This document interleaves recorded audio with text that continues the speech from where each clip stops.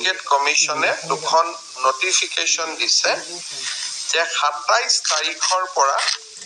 আমি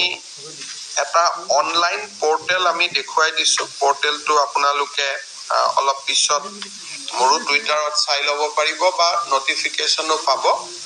পোৰ্টেলত আবেদন কৰিলে 50 টকা ফিজ দি আবেদন কৰিলে 15 তাৰিখৰ পৰীক্ষাত যিসকলে অৱতীৰ্ণ হৈছিল তেওঁলোকে নিজৰ OMR সিটখন ল'ব পাৰিব 27 তাৰিখৰ পৰা আবেদন আৰম্ভ হ'ব আৰু আবেদনৰ সংখ্যাৰ ওপৰত ভিত্তি কৰি তেওঁলোকে OMR সিটখিনি সেই ইমেইল এড্ৰেছলৈকে পঠিয়াই দিব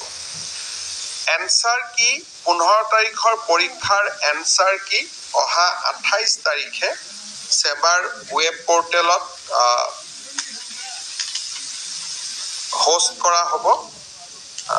www.site.sebaonline.org